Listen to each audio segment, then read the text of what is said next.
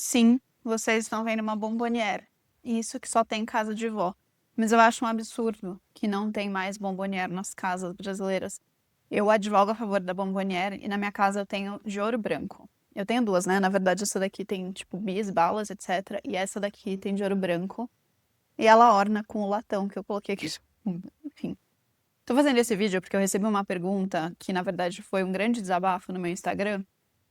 De uma pessoa que se formou comigo na mesma faculdade, né? Mas a gente não é da mesma turma nem nada. E ela falou assim: Ah, Gabi, eu tô muito indecisa sobre o que fazer, me formei em arquitetura, assim como você, mas tô falando com você porque você tem. Eu sei que você já foi para outras áreas, você lançou um livro, você lançou uma cadeira, e você saiu da arquitetura e foi trabalhar com marketing. Eu queria entender um pouco mais sobre a sua transição de carreira, porque eu tô me sentindo perdida. E aí, basicamente, ela relatou que ela se formou há mais de 5 anos, trabalhou em alguns escritórios, mas tinha, enfim, algumas frustrações, porque trabalhava muito, ganhava pouco, e às vezes não conseguia nem usar aquele projeto, os projetos que ela fazia para colocar no portfólio, porque, enfim, questões de escritórios, né, que pedem para você não compartilhar, não apresentar o trabalho como seu, e que daí, enfim, ela aprendeu bastante nesses escritórios que ela trabalhou, mas ela resolveu há 3 anos atrás, abriu um escritório próprio, fez uma sociedade com outra pessoa, deu certo por um tempo, mas ela tem dificuldade de captar clientes, e sim, eu tô fazendo a unha enquanto eu faço esse vídeo. E ela falou assim: tem dificuldade de captar clientes, esse é o maior problema, e acaba rebatendo no financeiro. E aí, ao mesmo tempo, eu penso em voltar para o escritório, mas o problema também é financeiro, porque os escritórios estão pagando mal. E ela falou: eu quero acreditar que tenham escritórios que paguem bem, etc., mas eu não sei se é o caso de insistir na arquitetura ou de tentar mudar de área. E aí ela falou, enfim, a área que ela mudaria. E perguntou o que eu achava, e perguntou como foi a minha transição de carreira. Então eu queria comentar um pouco aqui, porque não é a primeira pessoa que me manda essa mensagem. E eu tenho certeza que isso que ela está relatando acontece com muita gente. Eu já ouvi de várias outras pessoas. Bom, então a primeira coisa que eu quero dizer é que isso não é um problema só dela. Isso é um problema do momento que a gente está vivendo de sociedade, e dá para esmiuçar muito mais isso, mas eu vou falar e eu espero que eu não perca boa parte da audiência ao dizer o que vou dizer. Não me interessa se você é de esquerda, de direita, de cima, de baixo, do lado do outro. Não interessa. O ponto não é esse. Mas eu vou falar. O problema dela é um problema de capitalismo tardio. E se você me falasse isso um ano atrás, eu ia discordar. Mas eu mudei de opinião. Por quê?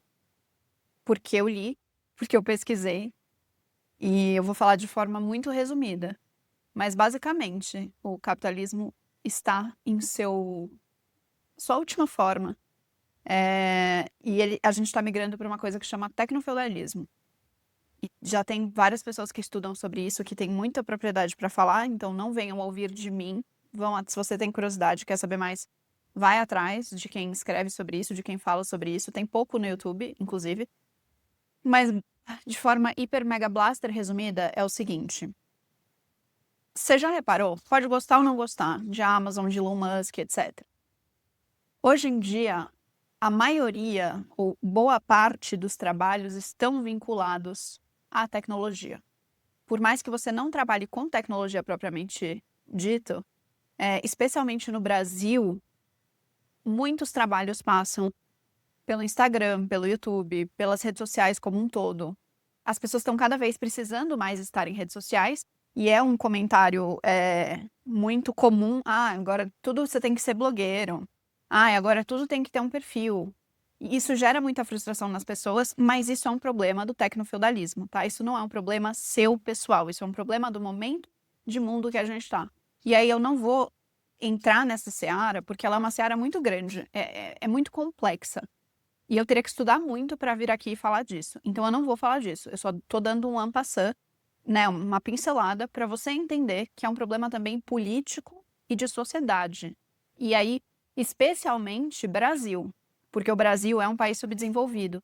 e é um país em que o custo de vida é mais caro, não à toa o custo de vida é mais caro, porque as coisas na periferia do capitalismo, Brasil, elas são transformadas em produto.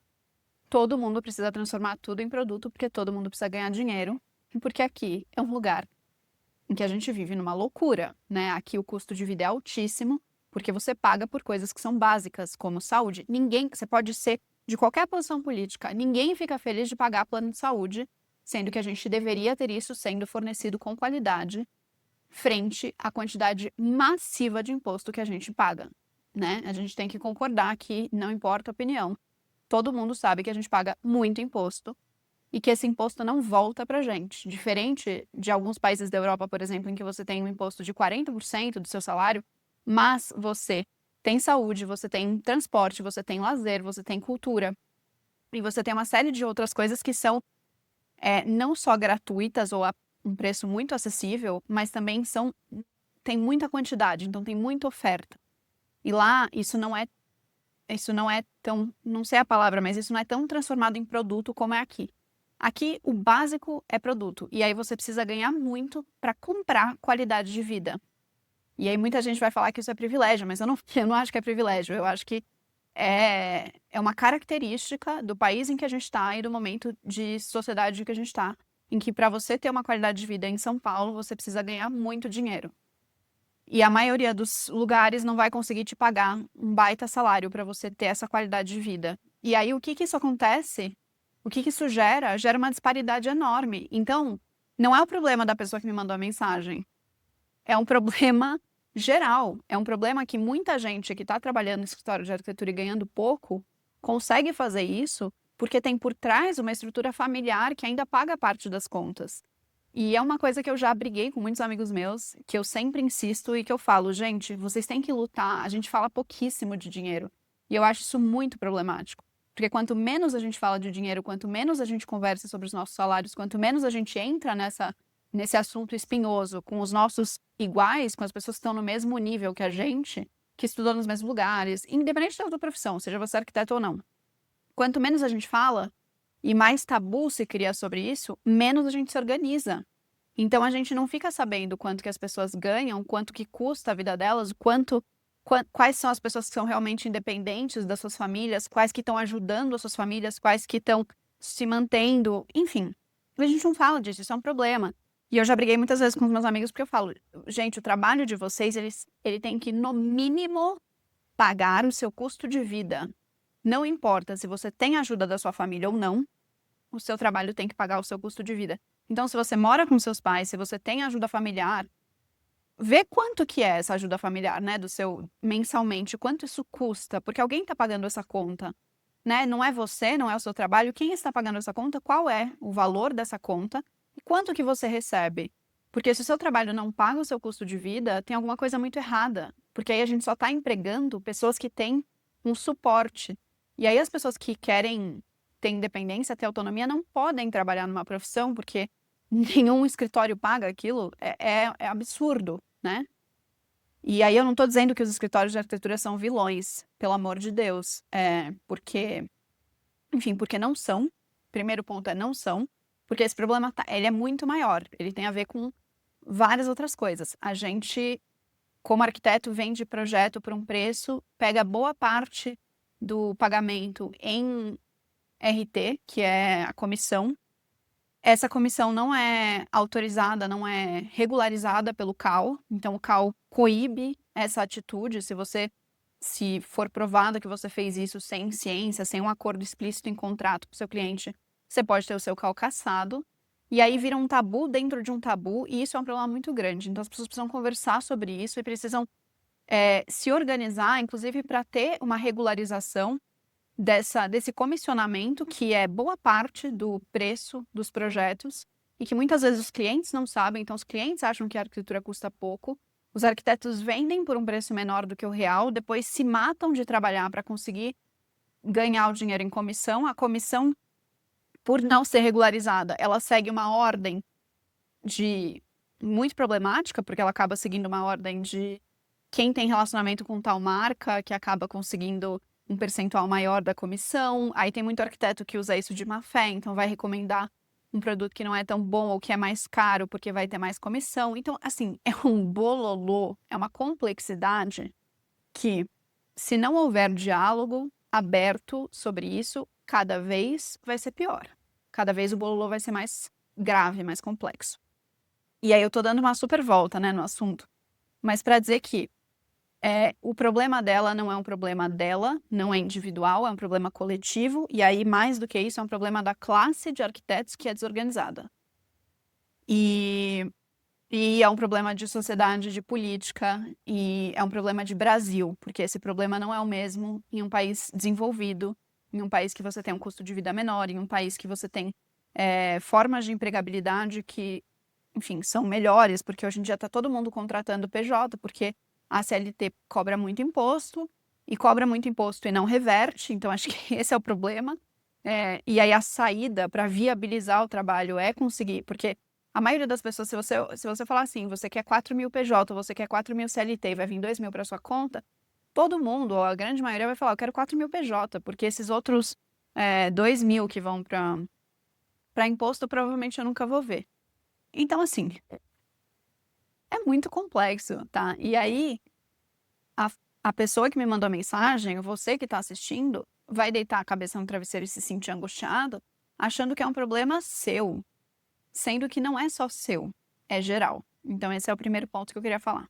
E aí, o segundo ponto, voltando para a esfera do tecnofeudalismo que eu falei, é que assim, gente, você pode gostar ou não gostar, eu acho que tem uma pessoa que faz conteúdo aqui no YouTube que eu amo, que fala, não é você não comprar na Amazon que vai mudar a riqueza do Jeff Bezos, ou enfim, que vai mudar a lógica, então não se sinta culpado por comprar na Amazon, não se sinta culpado se você gosta ou não gosta dessas grandes empresas. A gente não está fazendo julgamento moral e não deve fazer, porque eu não acho que importa se o Elon Musk é bom ou ruim. Isso é um julgamento moral, não me importa. Tá? Se eu gosto ou não gosto dele, não é importante. O importante é a gente ler o que está acontecendo no mundo e entender como isso impacta a nossa vida. E aí, onde é que isso impacta a nossa vida? Hoje em dia, você tem que, especialmente no Brasil, se você é arquiteto ou se você é um profissional autônomo, fotógrafo, se você trabalha com evento, se você é advogado, qualquer coisa que você quer fazer, empreendendo, principalmente sendo uma pessoa numa sociedade pequena, né? Então você não tem ainda uma superestrutura, sua empresa ainda não é grande, você vai ter que estar no Instagram, nas redes sociais, falando sobre o seu trabalho, falando sobre o que você faz. E aí que tá a crueldade. Tem muita gente que não quer, tem muita gente que não tem tempo, que não tem interesse. E o que a gente tá vendo agora acontecer é que tem muitos profissionais que nem são tão capacitados assim, ou que não são tão bons, mas que sabem jogar esse jogo, que sabem falar essa língua, que gostam disso, porque tem gente que gosta naturalmente de estar nas redes sociais. Eu, por exemplo, sou uma pessoa que gosto. Para mim é agradável estar aqui fazendo esse vídeo. Eu acho divertido. E tem gente que não gosta. E aí, muitas pessoas que gostam, às vezes nem são tão bons profissionais, mas tem bons profissionais que não têm tanta habilidade ou não tão afim de se expor dessa forma, de se vender dessa forma. Não sabem, não querem. E não conseguem clientes por causa disso. Então, quando ela me falou, quando ela escreveu, eu tenho problema de captação de cliente, etc., a minha vontade foi dizer para ela assim, olha, provavelmente seu problema de captação de cliente é um problema de rede social. E, infelizmente, hoje em dia, para você vender no 1 a 1, você tem que estar mais na rede social. E aí, o que eu posso falar para você? Tem formas de fazer, de vender que não são essa? Que não é essa? Sim, tem. Mas eu acho que vai dar muito mais trabalho. Ou você vai ter que nascer muito bem relacionado para não precisar disso. Ou você é um profissional com mais tempo de mercado que já construiu sua cartela de clientes independente das redes sociais. Se você está começando agora, e você está começando nesse esquema que eu falei, que é trabalhando de forma autônoma ou em sociedades pequenas, você provavelmente vai precisar fazer isso. E aí que tá o grande lance. Como que você vai fazer isso? Aí eu tô falando sentando nas duas cadeiras, né? Como alguém que já vendeu arquitetura, porque, bom, para quem não sabe, eu me formei em 2019. Antes disso, eu fui estagiária. Durante a faculdade, eu fui estagiária na prefeitura, depois eu fui estagiária num projeto de um restaurante que eu fiz com 2 amigos, eles arquitetos, eu estagiária, mas eles já eram formados. Depois eu trabalhei 1 ano e meio num escritório bem famoso, muito legal, que era mais focado em residencial, projetos de prédio, alguns restaurantes, enfim. E aí depois eu fui trabalhar durante 2 anos num escritório corporativo, em que eu trabalhei na área de interiores corporativos. E depois eu abri um escritório meu, assim, meio que em paralelo, e fiquei um tempo trabalhando sozinha. E quando eu trabalhava sozinha, o que eu fiz, o que a maioria das pessoas faz, eu abri um Instagram de arquitetura. Eu separei do meu Instagram pessoal e fiz um Instagram de arquitetura para mostrar os meus projetos, para falar das coisas que eu estava fazendo. E em paralelo a isso, eu escrevi um livro, porque era pandemia e eu tinha muito tempo livre em casa e eu acabei escrevendo um livro, organizando no tempo da pandemia e publiquei. Bom, eu acho que um primeiro grande erro é você querer criar um Instagram de arquitetura para falar só de arquitetura. Por quê? E não é, parece que eu tô falando uma besteira, né? Mas eu juro que não é uma besteira. Por que que isso é um erro? Porque, a não ser que você tenha grana para investir em uma linha de conteúdo muito boa para esse Instagram, então você vai, ou você vai estudar e se organizar e organizar o seu tempo para ter uma linha de conteúdo constante, posts no feed, stories, reels, etc, para o seu Instagram, e você vai alimentar ele muito com arquitetura, isso funciona, isso dá certo. Ou você não vai conseguir fazer nenhum nem outro direito, você não vai conseguir só fazer projeto, você vai tentar fazer Instagram, e você não vai conseguir fazer muito do Instagram, porque você não tem habilidade para isso, e você não tem ainda um volume de projeto para toda semana ter projeto novo para postar, e aí você vai, sei lá, tirar fotos de um projeto, aí ele ficou pronto, aí você vai mostrar um pouco mais do processo, só que um dia você vai esquecer porque você teve um monte de reunião, e aí, enfim, o seu Instagram vai ficar meio às traças e você vai se sentir frustrado com isso. É isso que acontece, né? Eu sei que é. O que eu acho que é o erro? É você achar que você vai vender arquitetura só falando de arquitetura. Por quê? Porque arquiteto tem uma mania de querer falar de arquitetura de maneira mais profunda e falando meio que a língua que arquiteto ouve. Então tem muito Instagram de arquiteto que parece que foi feito para arquiteto e não para cliente final. E eu não tô criticando isso. Isso é uma escolha deliberada. Tá tudo bem. Mas o que eu tô dizendo é, provavelmente você vai conseguir mais clientes mostrando mais da sua vida pessoal e permitindo que as pessoas façam conexões com você e se identifiquem com você através de outras coisas que não são arquitetura. Porque tem muito cliente que não entende de arquitetura. Mas qualquer pessoa, então, se estivesse vendo esse vídeo, por exemplo, pode entender ou não entender de arquitetura, mas vai olhar o cenário da minha casa, que tá, enfim, tô aqui na minha sala, essa é a minha mesa de jantar, vai falar, nossa, bonita a casa dela, né? Tem bege, tem uma madeira, tem um dourado, tem umas bombonières, tem uma escultura da Bapuru. E pode falar assim, nossa, eu gosto disso, nossa, bombonière me lembra a casa da minha avó. É um misto de um móvel contemporâneo com uma coisa antiga, tem um dourado, tem madeira que é aconchegante, e vai gostar.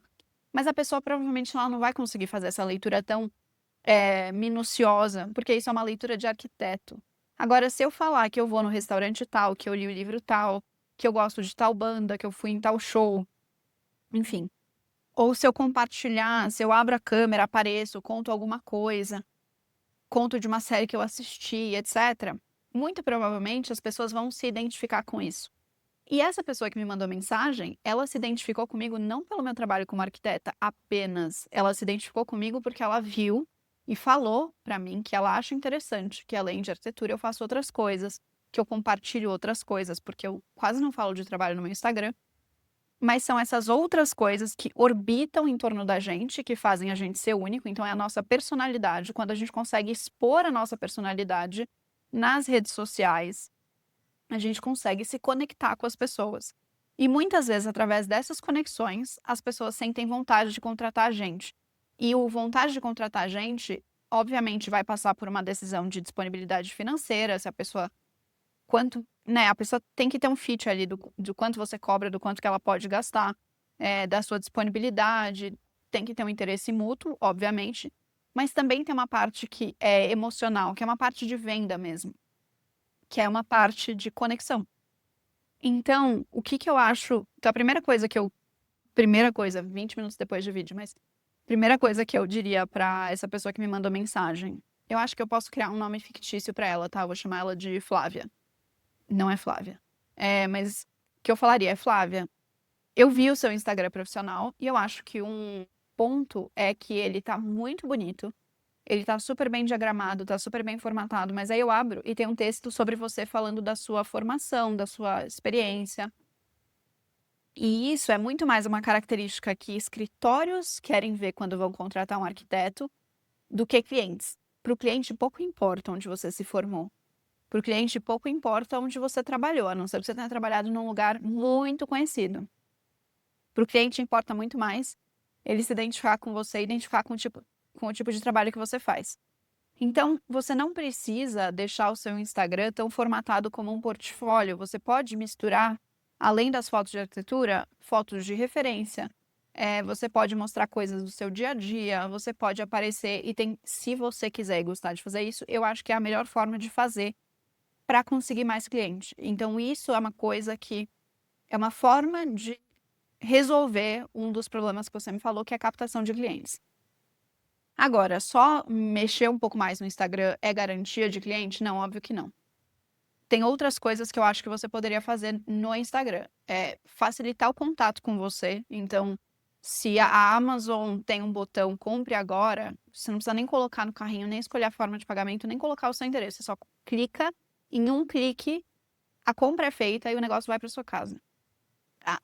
Toda a tecnologia caminha para cada vez menos botões e menos passos. Na arquitetura ainda tem muita fricção. Para um cliente pedir um orçamento, ele precisa entrar no seu Instagram, olhar, ver o e-mail de contato, te mandar um e-mail. Tudo isso demora muito. Aí você vai responder, aí você vai orçar, você vai pensar e etc. Tudo isso demora muito. Então, o que eu acho que faz sentido? Você ter uma forma de contato ali mais rápida, e aí tem várias formas de fazer isso, pode ser um WhatsApp, pode ser um site, pode ser um e-mail, eu acho que já gera um pouco mais de fricção. E você pode ter alguma forma de precificar o seu trabalho para que o cliente tenha noção de preço, tá? Não dá para orçar nenhum projeto sem ver o projeto, sem conversar com o cliente. Eu sei disso, eu tenho essa clara consciência. Mas você pode falar nos projetos que você postar no seu Instagram, você pode falar, esse projeto nananana, custo médio, tantos mil por metro quadrado, para a pessoa entender quanto que se gasta num projeto como um todo, porque às vezes o cliente acha que ele pode gastar X e o que ele quer custa 10x, e ele não sabe disso.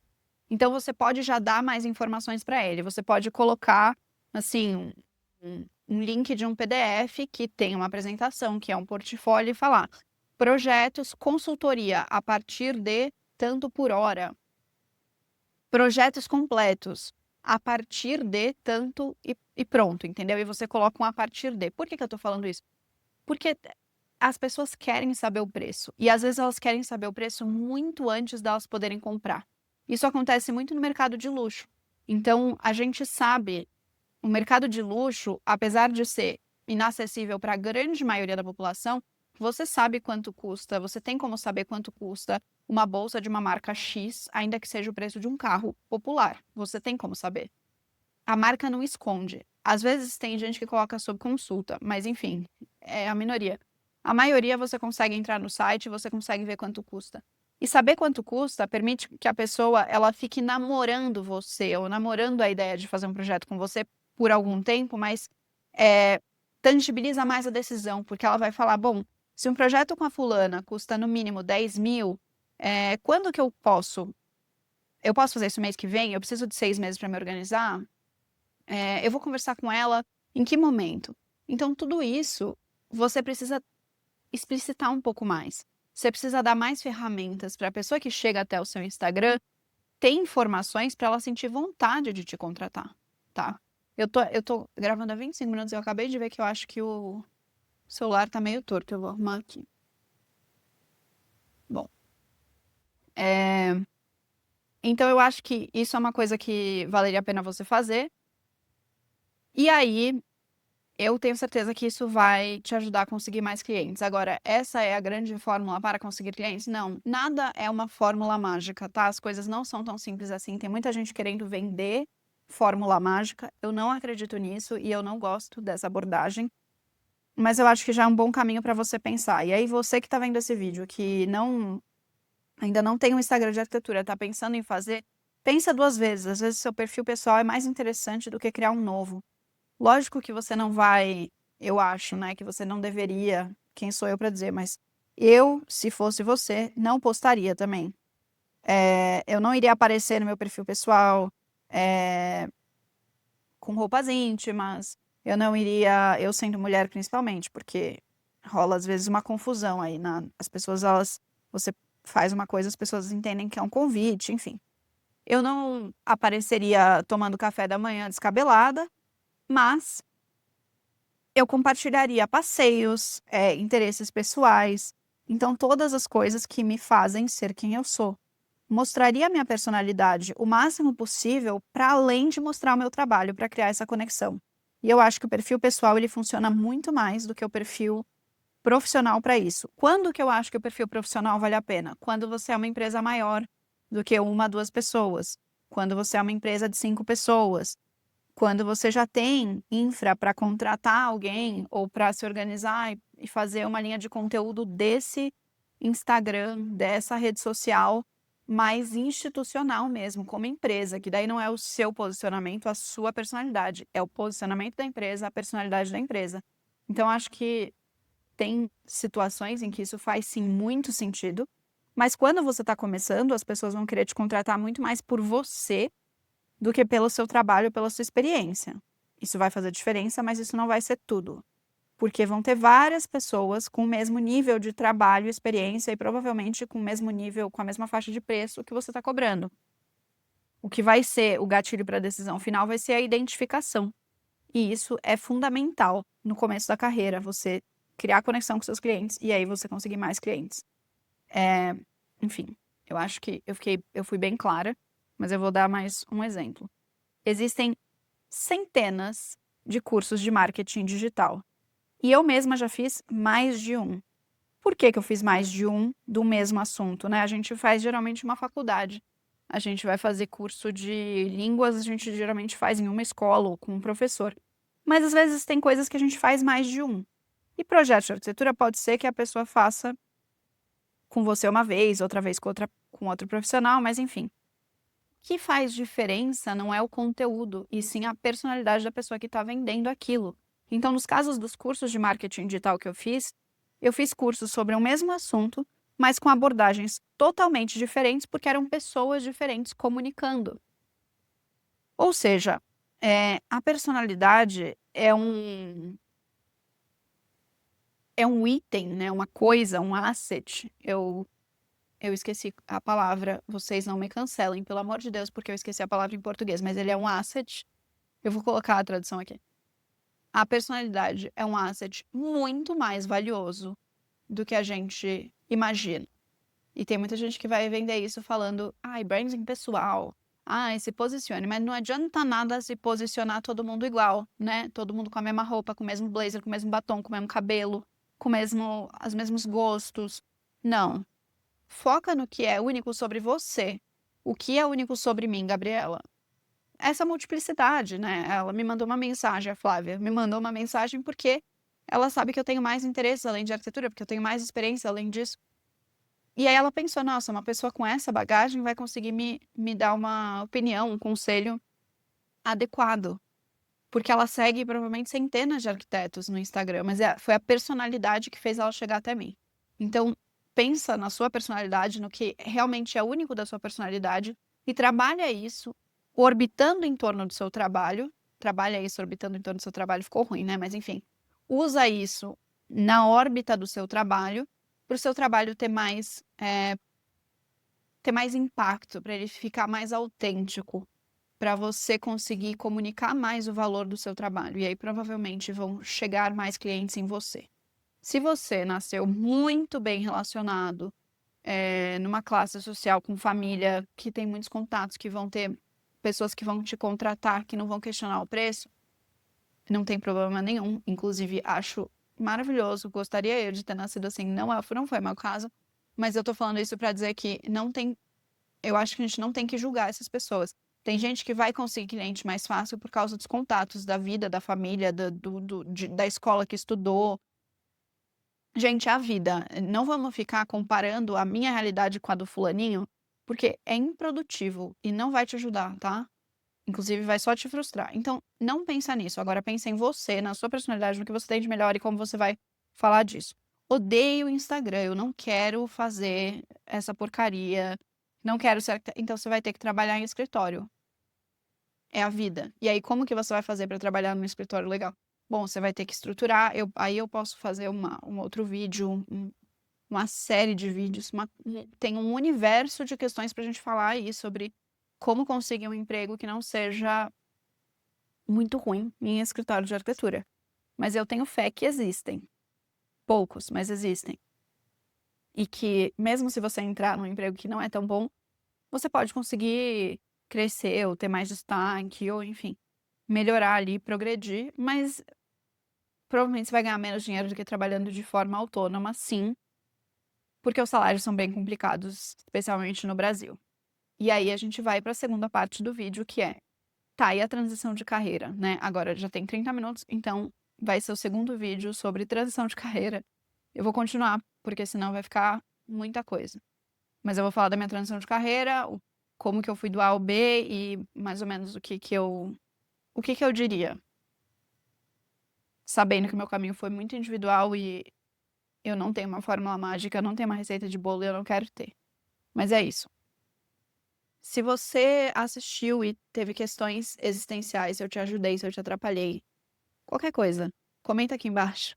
Me conta, porque eu tô tentando simplesmente fazer vídeos sem roteiro, sem estratégia, o que é uma grande loucura, porque eu sou estrategista, eu escrevo roteiro para as pessoas com quem eu trabalho, para os especialistas que eu trabalho, mas eu tô fazendo da forma oposta que eu faço com eles, porque o primeiro passo, na minha opinião, é tentar e ter constância e testar e fazer.